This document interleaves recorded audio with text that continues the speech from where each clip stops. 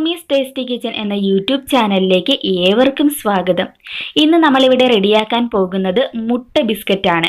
Coin biscuit എന്നും ഇതിനെ പറയാറുണ്ട്. അപ്പോൾ ഈ ഒരു ബിസ്ക്കറ്റ് വളരെ ഈസി ആയിട്ട് തന്നെ നമുക്ക് ഓവൻ ഇല്ലാതെ എങ്ങനെ റെഡിയാക്കാം എന്നാണ് ഈ ഒരു വീഡിയോയിലൂടെ കാണിക്കുന്നത്. അപ്പോൾ ഓവൻ ഇല്ലാതെയും വളരെ സിമ്പിൾ മെത്തേഡിൽ നമുക്ക് ഈ ഒരു ബിസ്ക്കറ്റ് റെഡിയാക്കി എടുക്കാം.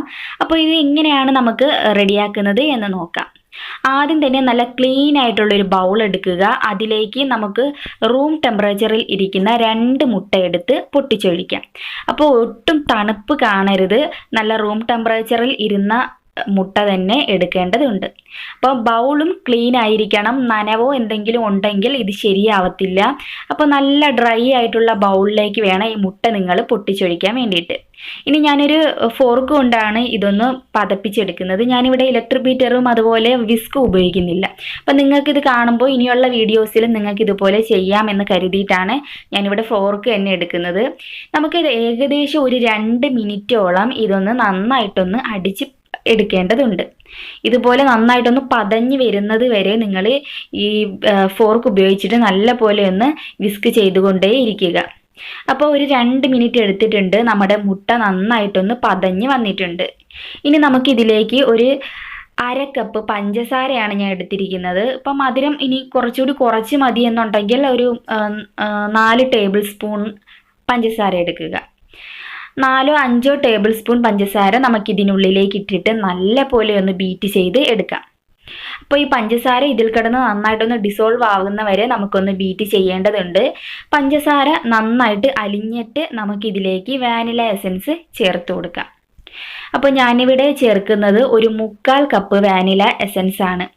നമ്മൾ മുട്ട ബീറ്റ് ചെയ്തതിന് ശേഷം എപ്പോഴും വാനില എസൻസ് ചേർത്ത് ഒന്നുകൂടി നന്നായിട്ട് ബീറ്റ് ചെയ്യുക. എന്നാലേ ആ ഒരു റെസിപ്പിക്ക് മുട്ട മണം കാണാതെ വരുള്ളൂ.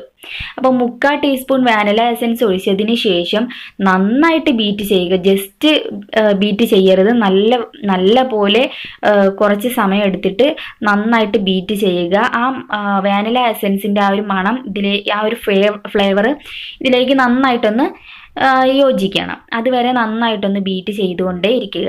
എന്നാലേ മുട്ടയുടെ ആ ഒരു മണം നമുക്ക് മാറി കിട്ടത്തുള്ളൂ. അപ്പോൾ നമ്മുടെ മുട്ട, നമ്മുടെ പഞ്ചസാരയും അതുപോലെ വാനില എസൻസും ഞാനിവിടെ നല്ലപോലെ ബീറ്റ് ചെയ്ത് എടുത്ത് വച്ചിട്ടുണ്ട്. ഇതുപോലെ കിട്ടിയാൽ മതി.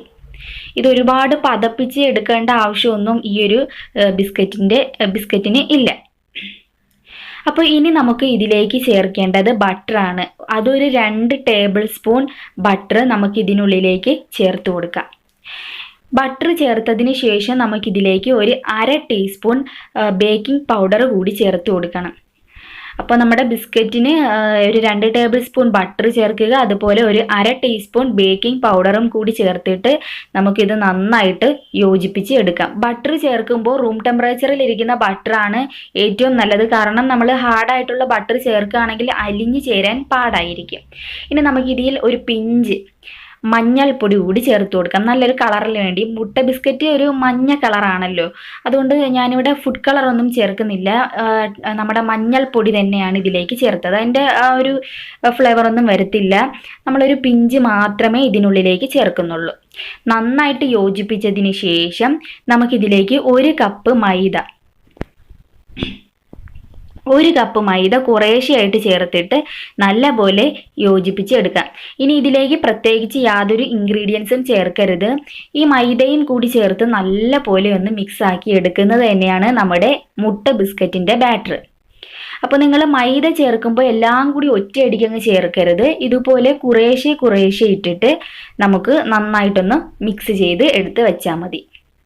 അപ്പോൾ വളരെ പെട്ടെന്ന് തന്നെ നമുക്ക് ഇവിടെ ബാറ്ററും റെഡിയാക്കി എടുക്കാം. ഒരുപാട് ടൈം ഒന്നും വേണ്ട. ഇത് ബേക്ക് ആവുന്ന ഒരു ടൈം മാത്രമേ ഉള്ളൂ. നമുക്ക് വളരെ പെട്ടെന്ന് തന്നെ ഇതിൻ്റെ ബാറ്ററും റെഡിയാക്കി എടുക്കാം. അതുപോലെ ഇത് ബേക്ക് ചെയ്യുന്നതും വളരെ സിമ്പിളാണ്. ഒരുപാട് പ്രയാസപ്പെട്ടൊന്നും ബേക്ക് ചെയ്യേണ്ട യാതൊരു ആവശ്യകതയും ഇല്ല. അപ്പോൾ ഞാനിവിടെ നന്നായിട്ട് എല്ലാം കൂടി മിക്സ് ചെയ്ത് എടുത്ത് വച്ചിട്ടുണ്ട്. അപ്പം നമ്മുടെ ആ ഒരു കൂട്ടിവിടെ റെഡി ആയിട്ടുണ്ട്. ഞാൻ ഒന്ന് കാണിച്ചു തരാം. കണ്ടോ, ഇതുപോലെ ഇരിക്കണം നമ്മുടെ ഈ ബാറ്റർ. ഇതാണ് ഇതിൻ്റെ കറക്റ്റ് ആയിട്ടുള്ള ആ ഒരു കൺസിസ്റ്റൻസി. ഇനി നമുക്ക് ചെയ്യേണ്ടത് ഒരു പൈപ്പിംഗ് ബാഗ് ഉണ്ടെങ്കിൽ പൈപ്പിംഗ് ബാഗ് എടുക്കുക.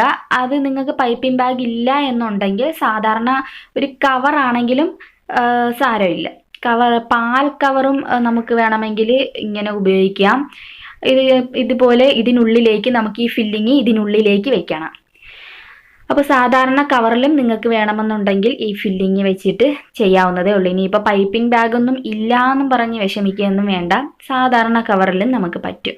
ഇതുണ്ടെങ്കിൽ ഇതിലായിരിക്കും കുറച്ചുകൂടി നന്നായിട്ട് നമുക്ക് എളുപ്പത്തിൽ വെക്കാനും പറ്റും, വളരെ എളുപ്പമാണ്. അപ്പോൾ ഞാനിവിടെ ബാറ്ററി ഇതിനുള്ളിലേക്ക് വച്ചിട്ടുണ്ട്. ഇനി നമുക്ക് ചെയ്യേണ്ടത് ഇത് പൈപ്പ് ചെയ്ത് എടുക്കണം. അപ്പം ഞാൻ കാണിച്ചു തരാം.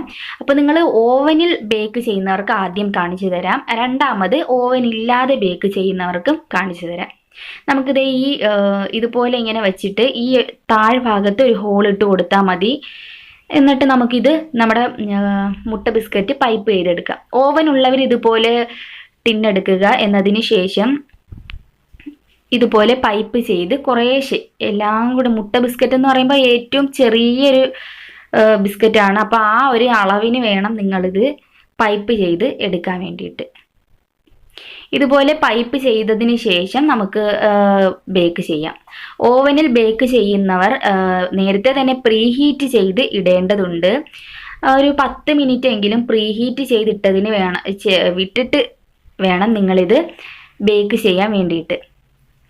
അപ്പോൾ നിങ്ങൾ ഈ ബാറ്റർ റെഡിയാക്കുന്നതിന് മുമ്പ് തന്നെ നിങ്ങൾ ഓവൻ പ്രീഹീറ്റ് ചെയ്ത് ഇടുക. എന്നതിന് ശേഷം നമ്മൾ ഇതെല്ലാം റെഡിയാക്കി തീരുമ്പോഴേക്കും നമ്മുടെ ഓവൻ പ്രീഹീറ്റ് ആവും. എന്നതിന് ശേഷം നമുക്കിത് ബേക്ക് ചെയ്ത് എടുക്കാം. ഇനി നമുക്ക് ചെയ്യേണ്ടത് ഇതുപോലെ ഒന്ന് തട്ടിക്കൊടുക്കുക. കണ്ടോ, 2-3 പ്രാവശ്യമെങ്കിലും ഇതുപോലെ ഒന്ന് തട്ടി കൊടുക്കേണ്ടതുണ്ട്. എന്നതിന് ശേഷം നമുക്ക് ചൂടായി കിടക്കുന്ന ഓവനിലേക്ക് വെച്ച് 20 മിനിറ്റ് ബേക്ക് ചെയ്ത് എടുക്കാം. അപ്പോൾ ഓവൻ ഇല്ലാത്തവർക്ക് ഇതിനേക്കാൾ ഈസി ആയിട്ട് തന്നെ ബേക്ക് ചെയ്യാം. അപ്പോൾ നമുക്ക് എങ്ങനെയാണെന്ന് നോക്കാം. നമ്മുടെ സാധാരണ ഒരു ഫ്രൈയിങ് പാൻ അടുപ്പിലേക്ക് ആദ്യം വെക്കുക. അതിൻ്റെ മുകളിലേക്ക് മറ്റൊരു ഫ്രൈയിങ് പാൻ വെക്കുക. ഞാനിവിടെ ബട്ടർ പേപ്പറാണ് എടുത്തിരിക്കുന്നത്. ബട്ടർ പേപ്പറിൽ ഞാൻ കുറച്ച് ബട്ടർ പുരട്ടി കൊടുത്തിരിക്കുകയാണ്. എന്നാലേ കുക്കീസ് പെട്ടെന്ന്, നമ്മുടെ ബിസ്ക്കറ്റ് പെട്ടെന്ന് ഇളകി വരത്തുള്ളൂ. അപ്പോൾ ബട്ടറിന് പകരം നമുക്ക് നെയ്യ് ഉപയോഗിക്കാം കേട്ടോ. നമ്മളത് ഇതിൻ്റെ ബാറ്റർ ഉണ്ടാക്കുമ്പോഴും ബട്ടർ ഇല്ല എന്നുണ്ടെങ്കിൽ നമുക്ക് നെയ്യ് ഉപയോഗിക്കാവുന്നതേ ഉള്ളൂ. അത് ഞാൻ പറയാനങ്ങ് വിട്ടുപോയി. നെയ്യ്ക്കും നല്ല ടേസ്റ്റ് തന്നെയാണ്. ബട്ടറിന് പകരം നമുക്ക് നെയ്യ് ഉപയോഗിക്കാം. അതേ 2 ടേബിൾ സ്പൂൺ നെയ്യ് അങ്ങ് ചേർത്താൽ മതി. എന്നിട്ട് നമുക്ക് ഇതുപോലെ പൈപ്പ് ചെയ്ത് കൊടുക്കാം. നമ്മുടെ ആ മുട്ട ബിസ്ക്കറ്റിൻ്റെ അതേ അളവ്. മുട്ട ബിസ്ക്കറ്റ് എന്ന് പറഞ്ഞാൽ ചെറിയ ഇതുപോലുള്ള ബിസ്ക്കറ്റാണ്. അപ്പോൾ അതേ അളവിന് വേണം നമുക്കിതുപോലെ പൈപ്പ് ചെയ്ത് നമ്മുടെ ബിസ്ക്കറ്റ് എടുക്കാൻ വേണ്ടിയിട്ട്.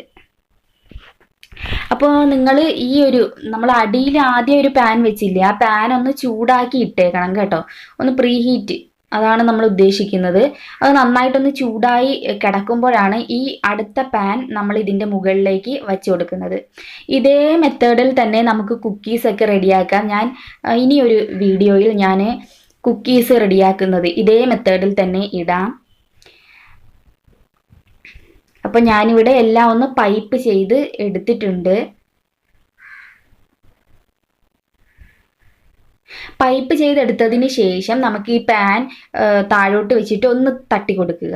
നേരത്തെ നമ്മൾ ഓവനിൽ വെക്കുന്നതിന് മുമ്പൊന്ന് ടാപ്പ് ചെയ്ത് കൊടുത്തില്ല, അതുപോലെ ഒന്ന് തട്ടി എടുക്കണം.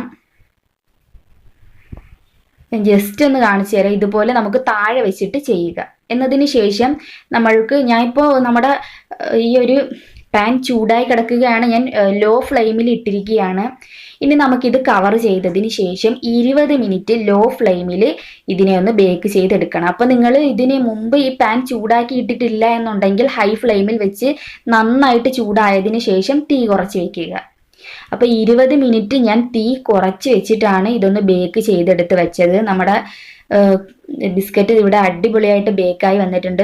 നമ്മുടെ കൈ ഇതിൻ്റെ മുകളിലേക്ക് ഇങ്ങനെ തൊട്ട് നോക്കുമ്പോൾ നമുക്ക് അറിയാൻ പറ്റും വെന്തിട്ടുണ്ടോ എന്ന് നോക്കുക. കണ്ടോ, നല്ല ഹാർഡായിട്ടിരിക്കും. അങ്ങനെയാണെങ്കിൽ ഇത് റെഡിയായെന്നാണ് അർത്ഥം. 20 മിനിറ്റ് മതി. കറക്റ്റ് 20 മിനിറ്റ് ആകുമ്പോൾ ഇത് ബേക്കായി. ഇനി നമുക്ക് നന്നായിട്ടൊന്ന് കൂളായതിന് ശേഷം ഇത് ഓരോന്നും എടുക്കാം. നന്നായിട്ട് തണുത്തതിന് ശേഷമേ എടുക്കാവൂ, അല്ലെങ്കിൽ പൊട്ടിപ്പോവും. ഇതുപോലെ നമുക്ക് ബട്ടർ പേപ്പറിൽ നിന്നും എടുക്കാം. ശരിക്കും നല്ല ടേസ്റ്റി ആയിട്ടുള്ള കുട്ടികൾക്കൊക്കെ ഒരുപാട് ഇഷ്ടാവുന്നൊരു ബിസ്ക്കറ്റാണ്. വീട്ടിൽ ട്രൈ ചെയ്ത് നോക്കുക. ഓവൻ ഇല്ലാതെ തന്നെ നമുക്കിത് ഉണ്ടാക്കാമല്ലോ. അപ്പോൾ ട്രൈ ചെയ്ത് നോക്കിയിട്ട് ഇഷ്ടമായെങ്കിൽ ലൈക്ക് ചെയ്യാൻ മറക്കരുത്. അപ്പോൾ ഇപ്പോൾ തന്നെ ആ ലൈക്ക് ബട്ടണിൽ അമർത്തി ലൈക്ക് ചെയ്തേക്കുക. അതുപോലെ ഈ ഒരു വീഡിയോ നിങ്ങൾ ഷെയർ ചെയ്യാനും മറക്കരുത്. അതുപോലെ എൻ്റെ വീഡിയോ ആദ്യമായിട്ടാണ് കാണുന്നതെങ്കിൽ, ഇതുവരെ സബ്സ്ക്രൈബ് ചെയ്യാത്ത കൂട്ടുകാരുണ്ടെങ്കിൽ തീർച്ചയായും സബ്സ്ക്രൈബ് ചെയ്യാനും മറക്കരുത്. അപ്പോൾ നമുക്ക് ഇതുപോലുള്ള കൂടുതൽ റെസിപ്പിയുമായിട്ട് വീണ്ടും കണ്ടുമുട്ടാം. അപ്പോൾ ഈ ഒരു വീഡിയോ നിങ്ങൾക്ക് എല്ലാവർക്കും ഇഷ്ടമായി എന്ന് കരുതുന്നു.